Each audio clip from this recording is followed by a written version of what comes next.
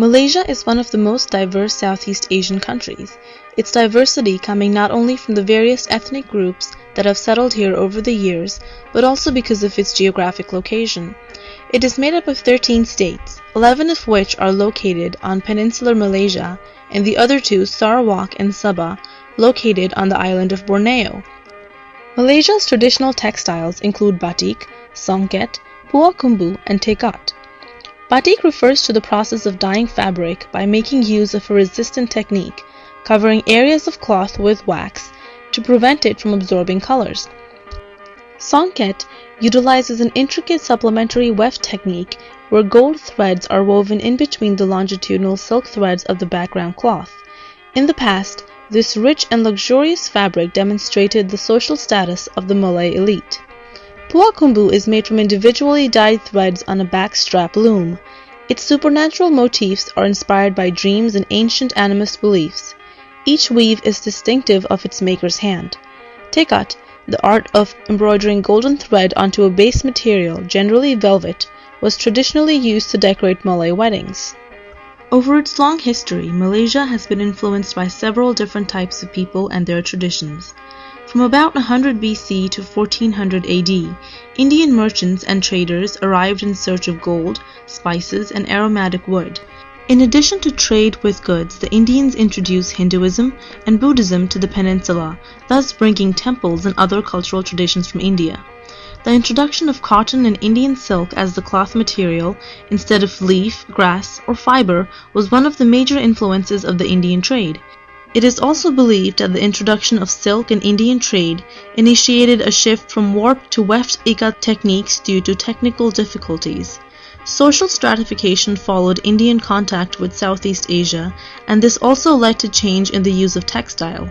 Instead of just ceremonial pieces, textile also marked status symbols. In the Malay world, yellow clothing became associated with aristocratic costume and was reserved exclusively for royalty.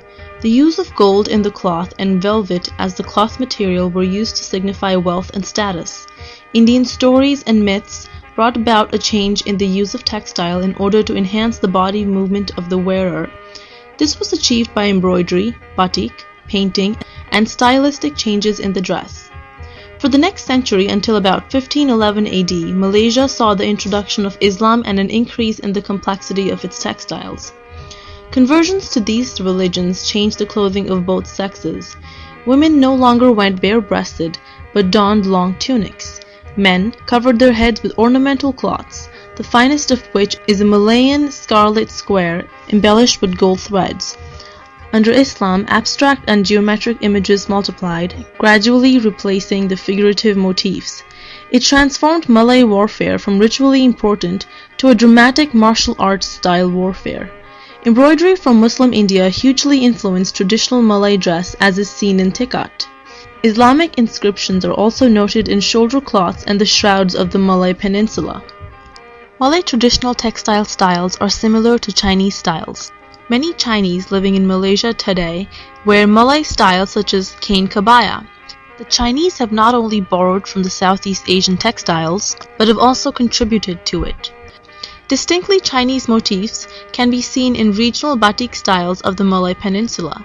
Chinese decorative weaving is also seen in these two pictures of the Bajau groups on Sabah in island Malaysia.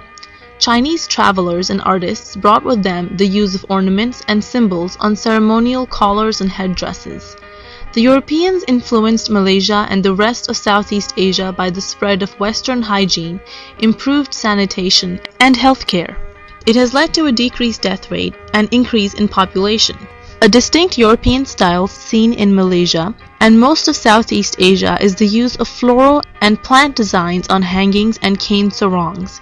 The imaginary creatures that were previously seen in the textile were replaced by their current surroundings under the colonial rule, as can be seen in this puak kumbu from Sarawak. This image shows Iban images of warfare where the figures are armed with modern rifles and traditional shields.